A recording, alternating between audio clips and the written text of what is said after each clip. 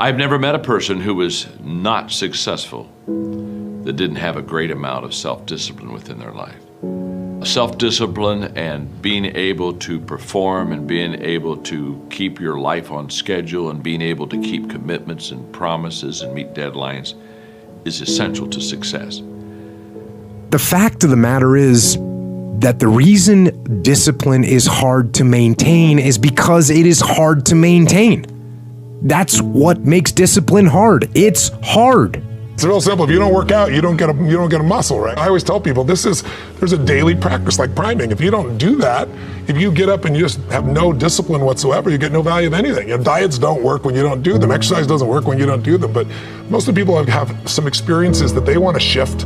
And once you shift those things, your whole life changes. The thing about self-discipline is that it is necessary for everything you do in your life. You have to be self-disciplined. Unfortunately, just as human as everyone else. And it is work to maintain the discipline. That's what it is, work.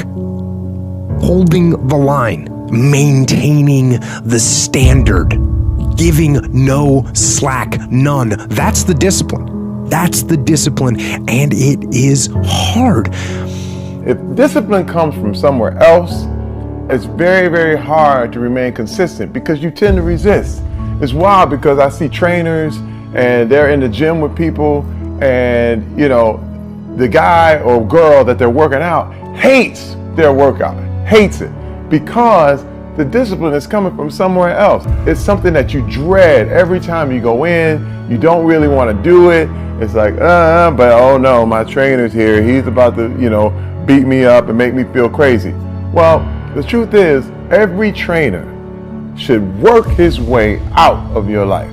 Anybody who's working you out, your teachers, your trainers, your people, they have to train you to get out of your life. So you can go ahead, do your own workout, do your own thing, practice self-discipline.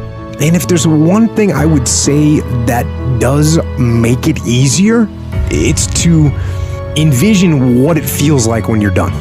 What it feels like after you've worked out, or you've held the line on your food intake, or you've pushed through some monotonous project that you have to do. And all those things, when they're done, they feel good.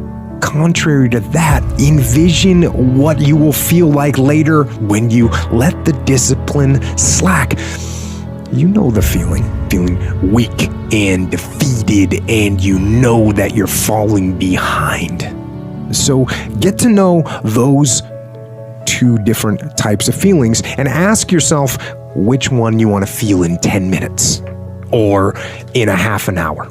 You know, we kind of have this idea that while you're free as a child, and then you have a certain delightful, wonderful, positive freedom as a child, and then that's given up as you approach adulthood. But the truth of the matter is that you have a lot of potential as a child, but none of that is capable of manifesting itself as freedom before you become disciplined. And discipline is a matter of the imposition of order, and the order is necessary, especially for people who are hopeless and nihilistic. And lots of people are hopeless and nihilistic, way more people than you think. And part of that is because no one's ever really encouraged them. And so the book is in part a matter of encouragement. It's like, lay a disciplinary structure on yourself, get the chaos in check, and then you can move towards a state that's freer, because it's discipline first. Like, look, if you're going to become a concert pianist, there's going to be several thousand hours of extraordinarily disciplined practice. That's the imposition of order on your potential, let's say. But what comes out of that is a much grander freedom. And so in virtually every freedom that you have in life that's true freedom is purchased at the price of discipline. When the thing is done, when the discipline has been implemented, remember what that feels like, and then remember that those minutes and those hours, they turn into weeks and months and years, and holding the line in those critical minutes will put you in an infinitely better place, physically and mentally, if you maintain the discipline. So work through the weakness, fight through the temptation, hold the line. Hold the line, maintain the discipline. It is not easy. but it is worth it because discipline equals freedom. It's all mental, and people don't get it. You know, everybody wants to say, okay, well, here go 10 steps to, okay, Lewis said do 8, E.T. said do 9. You know, this person says this is 12 steps, and everybody's trying to get the steps without the mentality. It's like, okay, maybe you don't need all 9, or maybe you don't need all 8. Maybe you need 4, maybe you need 12. I don't know. But I think sometimes they see what we do and say, if I can duplicate that, just like exactly how he's done in the book, exactly how, and it's like, yo, you have a story.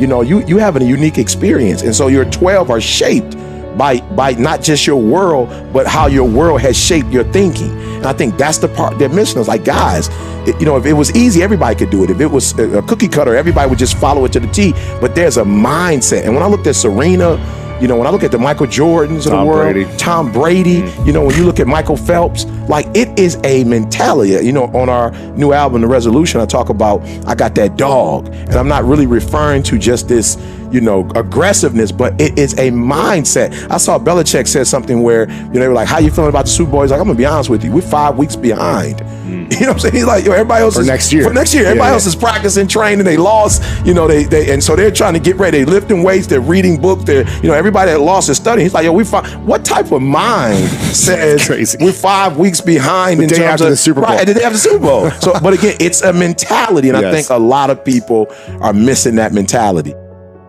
You know, and there's a lot of folks that live life on a cushy cloud of marshmallows and bullshit. And then one day something goes wrong. And I mean, that's why spoiled kids are so sad. Like a spoiled young boy is one of the saddest things ever. A young boy that becomes a man and can't take care of himself, and his dad has to keep on rescuing him. His dad has to keep on bailing him out of situations and giving him money. I've met guys like that. And that is a crippling affliction when they don't have the character themselves to be able to get by in life. They constantly need someone to help them and bail them out. Even as a grown man, I've met guys in their 40s that still need help from their parents. I'm like, what the man? You're never going to get it right, because somewhere along the line, they didn't face enough of the adversity to realize that there's sometimes you just got to get up and get shit done. There's sometimes where you have to pull yourself up and you have to push forward, even if you want to stay in bed. And if you don't do that, and you just keep calling on your daddy, and your daddy keeps rescuing you, you never develop those tools. You never develop that ability to recognize what you're doing wrong with your life. Because you're soft, you got a cushiony, you got a safety net for your safety net. Make every day your masterpiece. The secret of your success, the secret of my success, is determined by what we do daily. And we've missed this all the time. I wrote a book called Today Matters. And the reason I wrote the book Today Matters is because today matters. We over-exaggerate yesterday. We just think we were amazing yesterday. We weren't. Just trust me. Of course, when you're my age, 71, you don't need to worry about it. You forget. The other day I was in a car and Margaret looked at me and said, John, we're forgetting everything. I said, we kind of are, aren't we? She said, let's do a plan. I said, what's your plan? She said, you remember who we are, and I'll remember where we're going. Hey, it's working. It's really working. You got to divide it up a little bit. You got to divide it up. We over-exaggerate yesterday. Hey, we overestimate tomorrow. Oh yeah. Oh, tomorrow. You know, I'll get to that tomorrow. Oh yeah. Oh yeah. I'll do that. Oh yeah. Oh yeah. Tomorrow. By the way, good intentions are worthless. Worthless, folks. When are you going to fall out of love with good intentions? They're worthless. Good intentions are worthless unless they lead to good actions. Nobody ever had their life changed by somebody hoping, thinking. Good intentions are not enough. Yeah, I'm inspired by, you know, life and all sorts of things. You can say something right now that would inspire me to write a song or something to happen. You know, most kings just happen to be inspired by Basquiat drawing. You know the drawing, and he had the most young kings get their head cut off on the bottom. And I looked at that and I was like, it's powerful. You know, just the statement in itself, you know, lends itself for a song. Song starts inspired by Basquiat. My chariot's on fire. Everybody took shots, hit my body up, I'm tired. And then it's just, they build me up to break me down, to build me up again. They're like, oh, we need you back so we could kill your ass again. You know, it's like this thing, this love, hate. thing that the world has with success, period.